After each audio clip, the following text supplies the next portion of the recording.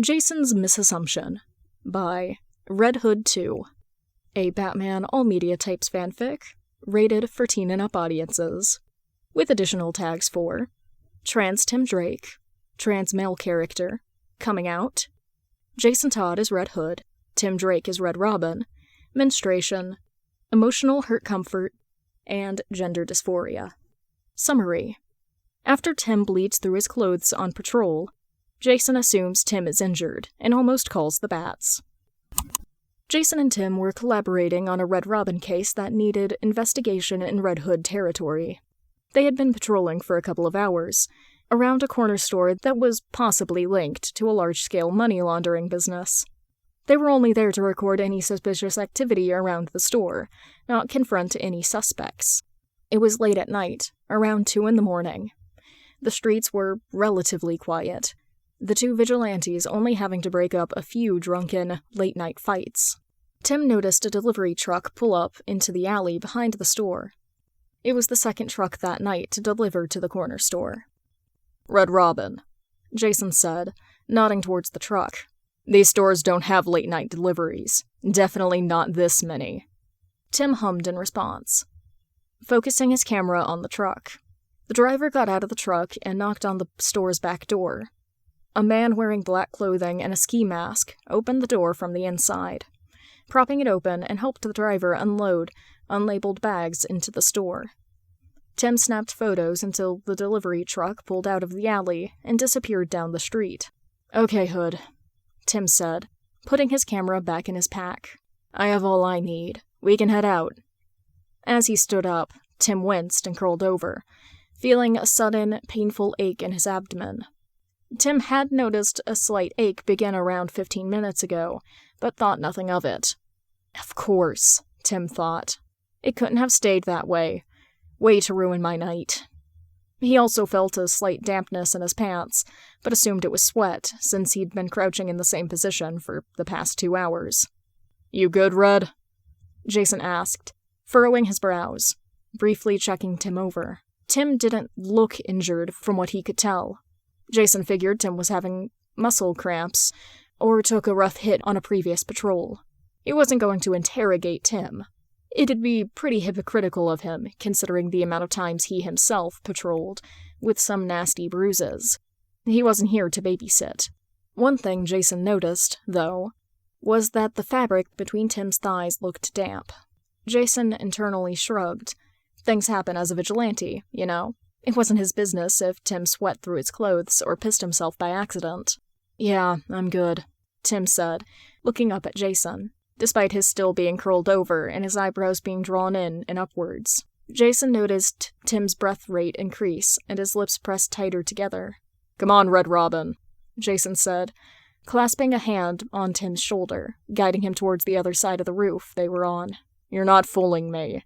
You need to sit down for a minute." Tim and then Jason sat down on the roof's wide, light gray concrete ledge. The moment he sat down, Tim curled around his knees, eyes squeezing shut and his breaths coming out quiet and short, like he was trying to suppress a whimper, clasped around his legs. The pain was overwhelming. Jason kept his arm on Tim's back, rubbing slow, gentle circles. Tim tried, and failed, to ignore the pain, and began to quietly shake and sob into his legs. Jason stayed silent, but handed Tim a water bottle from his pack. He took the water, and Jason could see that his face was red and his bottom lip was trembling. Tim eventually steadied his breathing enough to take a sip of the water. The pain subsided, and Tim could think clearly again. He took a few more deep breaths. Must be some old injury. Probably got kicked in the guts or something earlier this week, thought Jason. "Let's go," Tim said, standing up and interrupting Jason's thoughts. "Okay," responded Jason, standing up too. Tim handed his water bottle back, but as Jason twisted around to put it in his pack, he noticed something Tim clearly hadn't. There was a red stain where Tim had just been sitting. Now, Jason definitely would have noticed if there had been a stain there when he was walking over. It looked too much like blood. Jason still stood by the fact that he wasn't there to babysit other vigilantes, but injuries that cause bleeding, especially from that area, always spelled trouble in their line of work. "Red Robin, are you injured?" Jason asked seriously. What? Tim asked, alarmed. No, my stomach was just hurting. Jason didn't believe him. Tim was stuttering and talking quickly.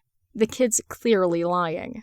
What kind of vigilante breaks down over a stomachache? Thought Jason. Yeah, then why's there blood where you were just sitting? Jason asked, raising an eyebrow underneath his helmet. Tim quickly looked back at the ledge. He froze for a second, his eyes wide open in shock. Shit, I wasn't supposed to start my period now. I thought the cramps were just PMS. That's not blood. Tim lied, his voice high-pitched. Then what is it, Red? Because it wasn't there when we sat down. Jason growled. I don't care what you do, but when you're injured on the field with an open wound, you become a liability. So, since we're out here and nothing's going on, let me treat it so it doesn't become infected. No, I mean Hood. It's fine. I'm not injured. Just let it go, and I'll head out if you're part of Gotham. Tim panicked, fidgeting, clenching and unclenching his fists, while glancing around the rooftop for an escape. Jesus, Tim, just show me the damn injury so we can get this over with. I don't want to do this either, Jason thought. Red Robin, you're clearly injured. Let me treat it so you can go home for the night. Or you can tell the bats everything you just said over the comms. You know how B reacts when someone's hiding an injury, Jason said firmly, crossing his arms. That's the last thing I need. Jason making a big deal out of this just for Batman and the others to find out I'm on my period. Why won't he just drop it? Tim thought. Please, Tim cried. I swear I'm fine. You gonna tell that to B? Jason threatened, reaching towards his comm. Damn it, Tim. Don't make me actually do this. No, please. I'll tell you. Don't tell B, Tim begged. Most of the others don't even know I'm trans. They cannot find out like this. Jason put his arm down. Okay, then let's hear it, Jason said, expectantly, looking down at Tim. I'm not injured, okay? Tim nervously picked at his sleeve. He took a shaky breath. I'm on my period, Tim said quietly, looking down. Jason stood still. Fuck, please react, Jason. Do you even know how hard this is? Tim thought desperately. You're trans? Jason asked softly. Tim nodded. Shit, Tim. I'm sorry.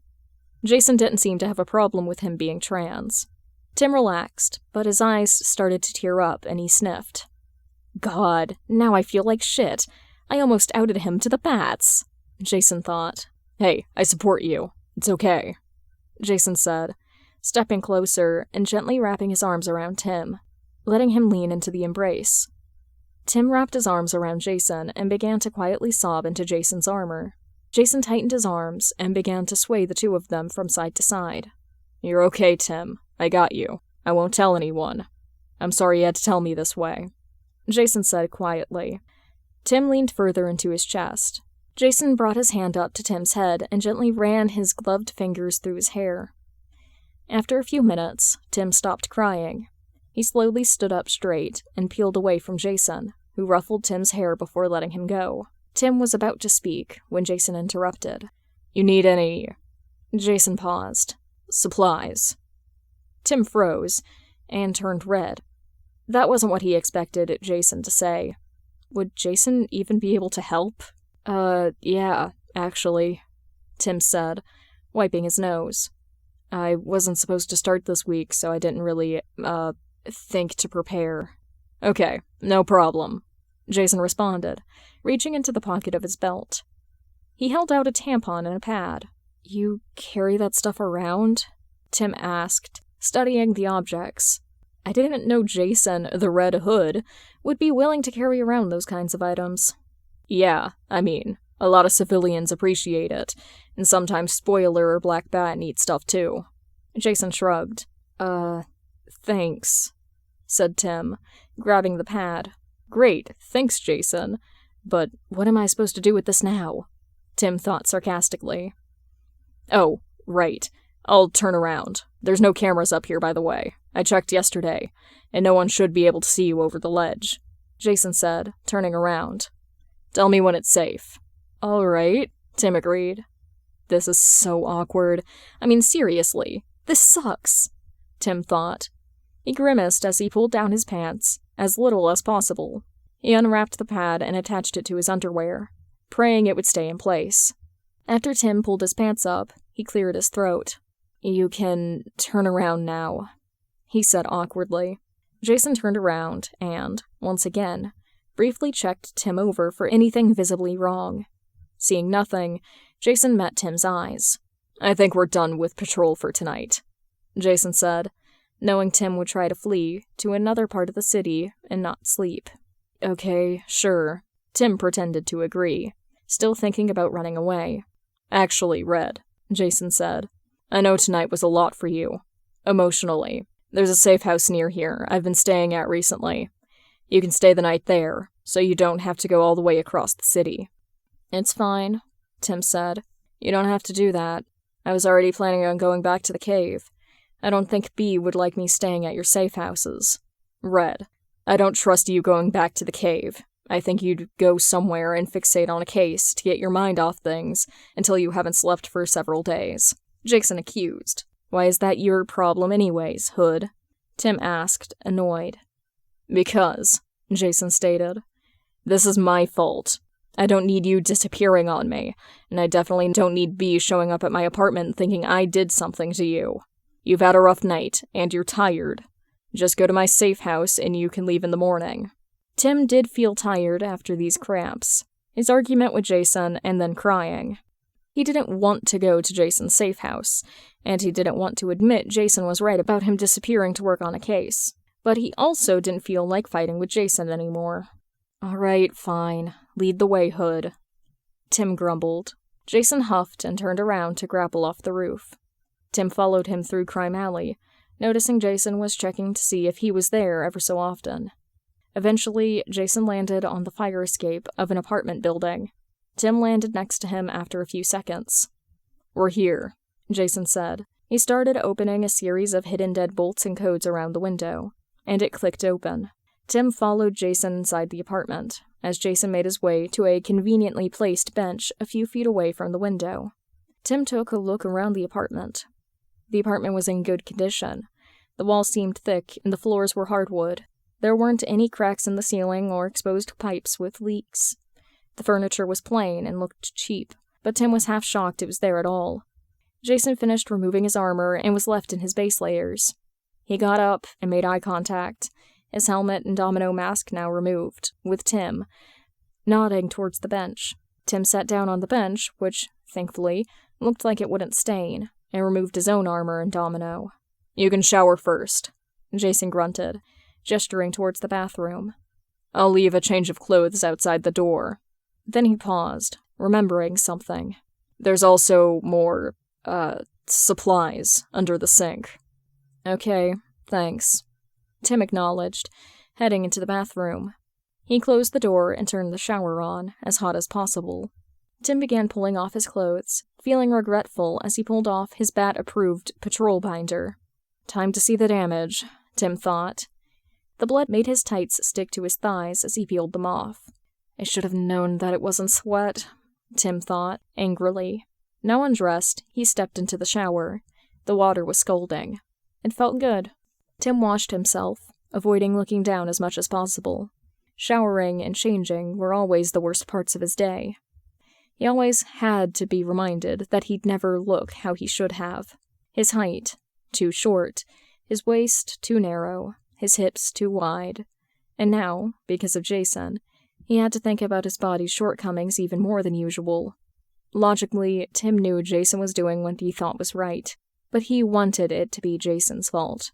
He wanted there to be someone to blame. It wasn't Jason's fault, Tim stopped himself. Jason was just making sure I wasn't injured. Tim turned off the water, the rest of his anger disappearing with his blood down the drain. He stepped out of the shower and wrapped a clean towel around himself. Thankfully, as a vigilante, Jason was smart enough not to own white towels. Tim cracked open the door and grabbed the clothes Jason had left there. In the pile, there was a sweatshirt, sweatpants, and briefs, definitely too big. But Tim had no right to complain. Tim slipped on the clothes, putting a pad from under the sink in his underwear. Some supplies were already gone from the box.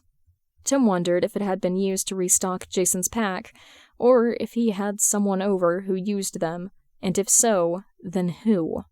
Now, fully dressed, Tim made his way out of the bathroom and into the kitchen. The apartment smelled good. Jason had cooked something while he was in the shower. Jason noticed Tim's presence and looked up. He slid a plate towards Tim. "Eat," Jason ordered. Tim studied the meal. "Looks like beefaroni," Tim decided. Jason made his way into the bathroom, presumably to shower. Tim tasted the food. Surprisingly good, he thought. He must have learned how to cook when he lived in the manor, or maybe with the League. Jason reappeared from the bathroom after a few minutes, wearing casual clothes, similar to the ones Tim was borrowing. Walking into the kitchen, he seemed satisfied at Tim's empty plate. "All right, Timmy," Jason said. "Let's sit on the couch. I want to ask you some questions." Tim should have known this was coming. Of course, Jason would never just let something like this go. Tim grumbled internally. He got up and followed Jason into his living room. They sat down on a floral print overstuffed couch, which looked like someone's grandma had owned it. Someone's grandma probably had owned it, thought Tim. "I don't want to pry into your medical history," Jason started. "But, well, you are," Tim said angrily, crossing his arms. "If you don't want to, then stop," Tim thought. "I know," Jason said calmly, holding his hands up defensively. "Just listen." Tim huffed and rolled his eyes. "How long have you been out?" Jason asked. "About 6 years, since I was 12. And I've only been on T for 2 years," Tim answered. "Which is why I still have a period." Tim said the last word with hate. Jason nodded sympathetically. "And how many of the bats know?" he asked. "Just so I don't accidentally out you," he added before Tim could respond. "Just be Alfred and Steph," Tim answered. Jason hummed, not as many as he would have thought. "Since you're gonna stay the night here, do you need anything? Pain meds? Heating pad?" Jason offered. "Sure, I'll take both of them if you have them," Tim responded, shrugging his shoulders. "Cool, I'll go grab them," Jason said, getting up. Tim sighed as Jason leaves. He appreciates Jason's help, but wishes he would stop acknowledging Tim's problem. "Here," Jason said, returning with the promised items. "Thanks," Tim acknowledged, taking them from Jason. "So, I was thinking," Jason said, wincing as he watched Tim dry swallow 2 of the pills. "Oh, you were?" Tim asked dryly. "Yeah," Jason responded, unamused. "Anyway, I was wondering if you wanted to watch something before going to sleep." "Might as well," Tim thought tiredly. Sure. Like what?" agreed Tim, turning to the TV. Jason knelt in front of the TV and started going through his DVD collection. Of course Jason still has DVDs, Tim chuckled internally. He was literally dead when streaming services became a thing. Jason held up a few options for Tim to pick from and put the movie Tim chose into his DVD player. Jason settled back on the couch next to Tim and propped his feet up on the coffee table. Jason ruffled Tim's hair, receiving a scowl, before wrapping his arm around Tim's shoulders and pulling Tim against his chest. "You're okay, Timbo," Jason said. Tim rolled his eyes, folding his legs up on the couch and resting his head on Jason's shoulder. Jason pressed play on the remote, and they turned their attention towards the TV. The movie was some old action movie with an uninteresting, predictable plot. Jason was probably gifted it by Dick when he was Robin, Tim mused. The movie progressed. Tim wasn't really watching it, though, just thinking about the day and trying not to fall asleep. On one of the occasions Tim almost fell asleep, Jason shook him lightly to get his attention. "Hey, Tim," said Jason quietly. Tim questioned, glancing over. "Why haven't you told me about you being, trans?" Jason asked, avoiding eye contact. "I don't know," Tim mumbled. "I didn't need to tell you, and it wasn't relevant. Also, never mind." Tim stopped himself, looking away. "Also what?" Jason pushed.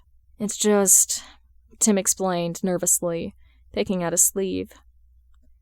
"I know you're not, transphobic or anything. I would have heard if the Red Hood was a bigot. But I was a little worried how you'd react." I mean, you had already called me pretender, so I didn't want you to think I was pretending to be anything else. Of course, I know you're not upset with me anymore. Tim quickly added, I just never got around to telling you now that we've been friends. Tim, Jason said seriously. He turned to look Tim in the eyes. I'll always support your identity. I know you're not pretending. I want you to trust me. I'm sorry. Jason took a breath and tried again. I'm sorry I made you feel scared of being open about yourself with me. Thank you, Jason, Tim said, his eyes tearing up. Really, I appreciate it. Jason squeezed Tim tighter and rested his head on top of Tim's. Anytime, Timbo, Jason replied. The two continued to watch the movie in silence. Eventually, Jason looked over and saw Tim's eyes were closed. He gently sat up and grabbed the remote, turning off the TV. In the dark, Jason laid back on the couch and fell asleep with Tim leaning against him. Notes. This is my first time publishing a fic. Let me know what you think. Well, obviously, I think it's great, given that I asked to podfic it. If you enjoyed this fic, you can follow the link in the description below to the author's original work. Give them comments and kudos. Send them my love. If you enjoyed this reading, you can subscribe if you want. Or leave me a comment telling me what else I should read. I'll talk to the author and see if they're cool with it. Thank you for listening.